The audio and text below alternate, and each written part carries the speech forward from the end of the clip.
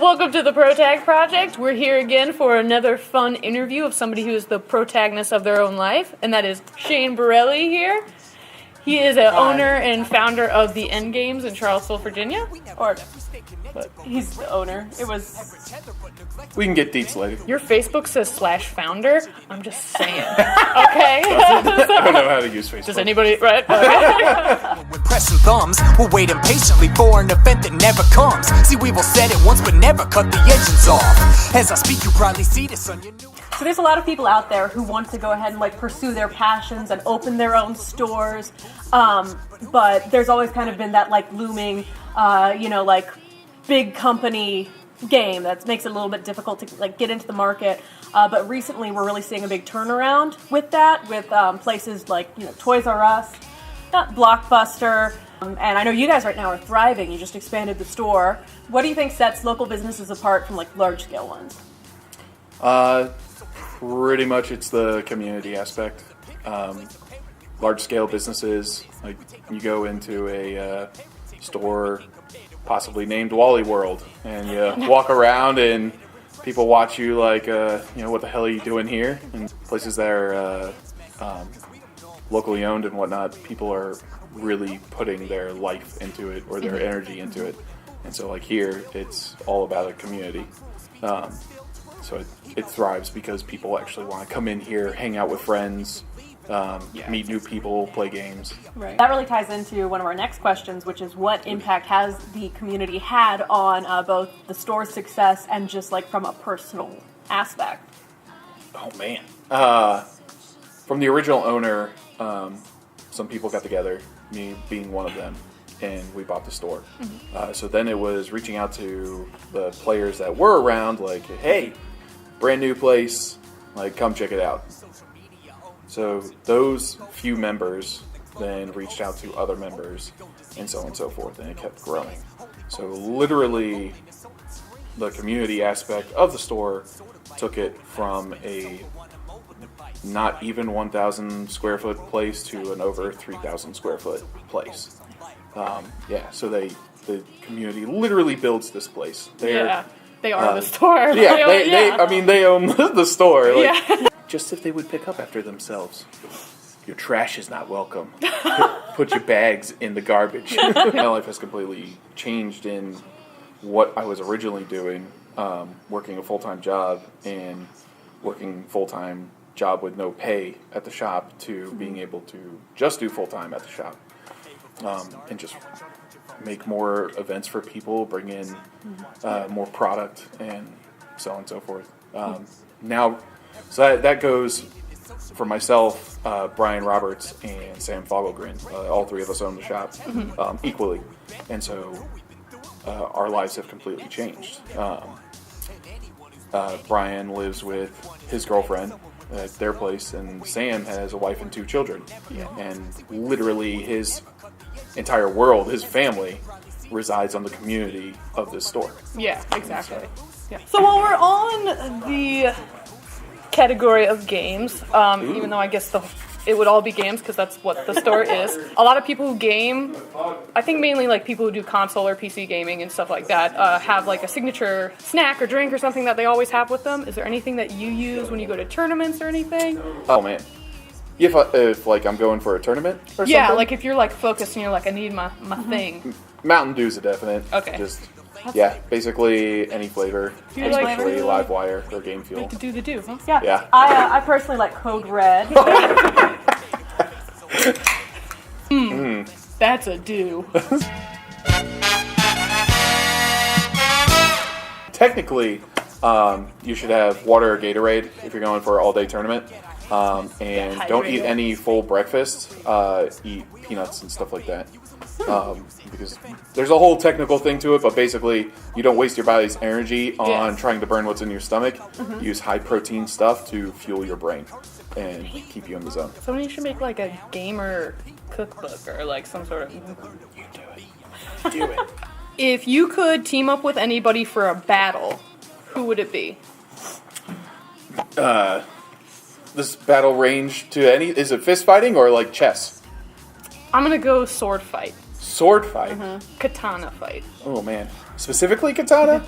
That kind of sounds like Zoro. Yeah. From One Piece. Yeah. Oh, yeah, no. Or this lovely lady over here. That's perfect. I don't know why you're like having trouble figuring this out. Then. Yeah. I didn't know that. Okay, so real life, Kristen. Yeah. Not real life. I can't. Rurouni Kenshin Okay. is a good one. Zoro. Yeah.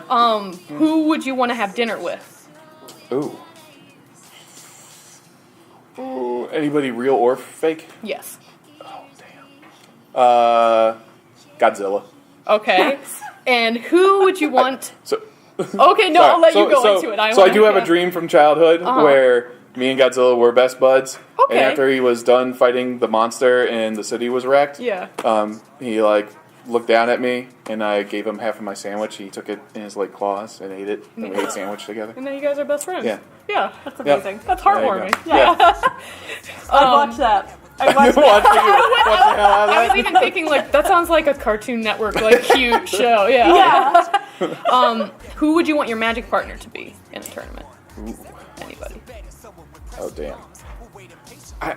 I think my business partner Sam Fogg. He uses crappy cards and somehow makes them really good. All of his decks are filled with crap. You're like, what does that do? Yeah. Why are you using like, that? I don't Because know. it works right now. Yeah. Yeah. Well, that's going to make the next part of this question very interesting. So out of those three people you just chose, kiss, marry, kill. And one of them is a giant dinosaur man. So. All right, I'll get out of the way. I'll marry Sam. Just because I've already keep the seen that business he's open, gotta keep the business together, and he's a great father to his kids. Yeah. So Okay. I know if in our marriage we adopted, he'd be good to the kid as well. Godzilla's too hot to handle like marriage-wise and so on. So kiss Godzilla and Zoro. All right. Yeah, That's kill. respectable. That's respectable. For a lot of people, have like playing at this store is going to be like their earliest gaming memory. What is your personal like earliest gaming memory that you can recall? You did with the store? Just in general. Just in general. Just in like general. that maybe Any started sort of game. you Like into what's your gaming. earliest memory? Oh man. I'll have to say Nintendo. The one I can think of the earliest would be the Ninja Turtles game, the side Nice. scroller. Yep. But that's so vivid in my mind because playing that game is when my eyesight went bad. So I remember me and Talon were playing the video game, and all of a sudden the screen went fuzzy. And I was like, "Hey, Mom, why is the screen fuzzy?" And she's Why is like, the world "It's fuzzy?" fine." Yeah. And then I realized everything was. And, Yeah. Yeah. Oh God. Yeah. It was Isn't around that- third grade. So. That's like, I remember too when I first got my glasses and I put them on and I was like, God, this is what the world has looked like for 17 years? It's not fuzzy. It's not fuzzy? Yeah. Aw. Oh God. In the spirit of a castle that's not real. You're in a cave, troll. The entrance has crumbled behind you. The only way that you can get out is by going through the cave, and there is an exit on the other end. However, there is an elixir halfway through the cave that grants you everlasting life.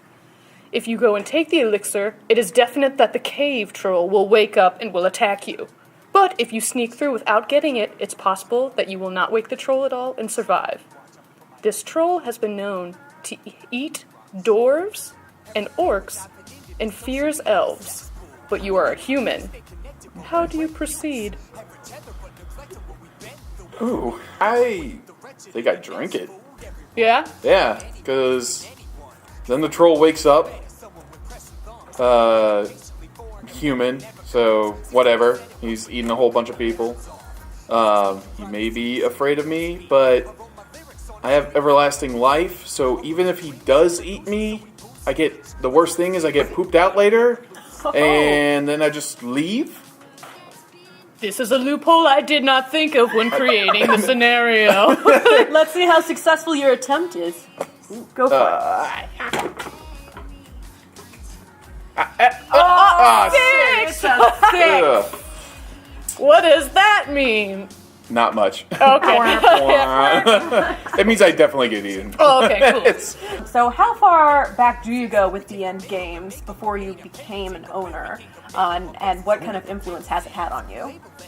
Well, let's see. I actually went to the original spot when I was a kid, and would play Smash Bros. On their Super Smash Bros. On their TV. So I was like way small. I guess around 10. I guess you weren't a founder. So there's original 5 founders of the End Games. Okay. A lot of people thought the End Games had closed down because it moved from one place to a smaller place because of deals going on at the End Games. Mm-hmm. Just owners leaving and stuff like that. Yeah.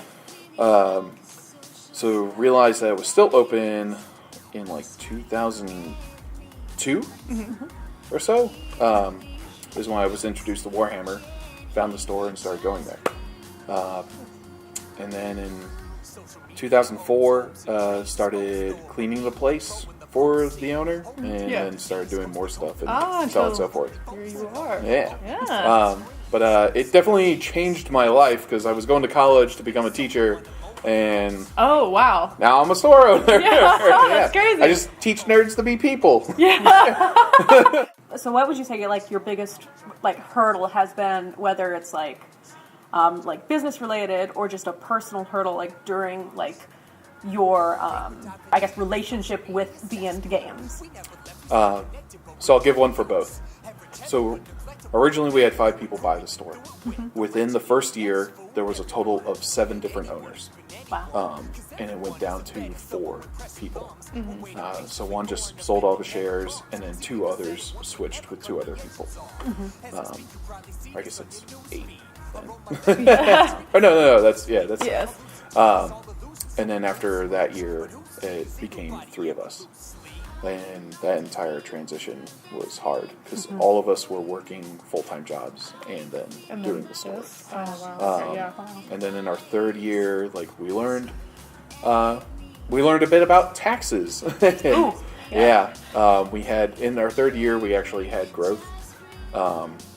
And for anybody trying to open a store, just FYI, anything you have in the store, merchandise-wise, counts as revenue. So we had expanded all of our stuff, which came out to each of us owing over $12,000 in taxes. Yeah. Personally wise, it is literally just getting over things that people will say about the store. You put everything into something. Yeah. It's just like if you made a painting, and some people are gonna be like, "Oh yeah, that's really cool," and then you get one person who's just like, "This is crap," Yeah. and you're crap for doing it. Yeah. It's like, oh, my heart. yeah. Cool. So the last question that we have, to kind of, I like that laugh. this is one of our. This is tradition. It's a tradition. You do it twice. It's a tradition. It's a tradition. Okay. My ancestors hurt right now. It's a tradition. Are you Italian? Borelli. Oh, all right. Okay. And what are you talking about, huh? How does this picture make you feel?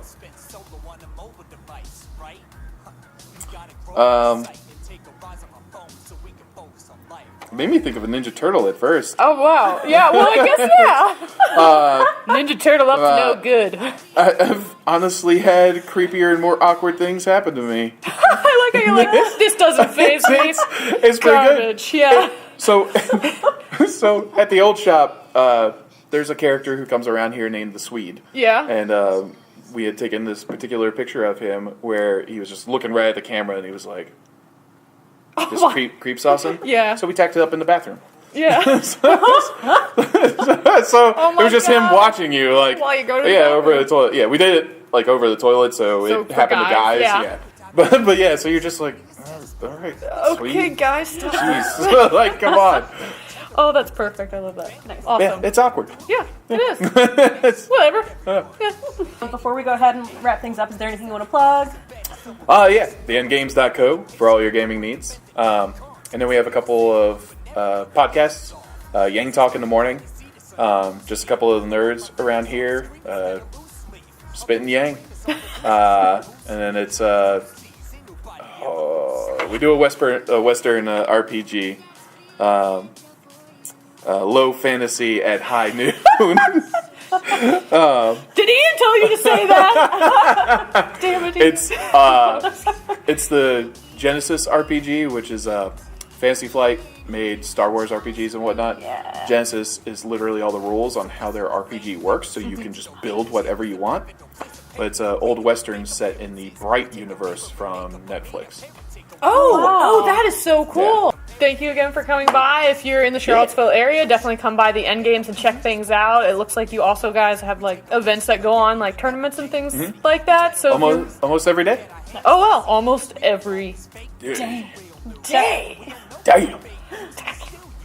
If you want to check out more ProTag Project stuff, you can go check us out at theprotagproject.com, and you can also check out us on YouTube, and you can check out our social media like Twitter and like Instagram and like Facebook, and then you can also get us at theprotagproject.gov and theprotagproject.ninja and theprotagproject.everything.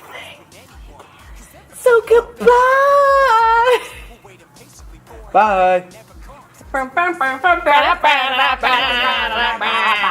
Like a social tour without a use. Scream at me until my ears bleed.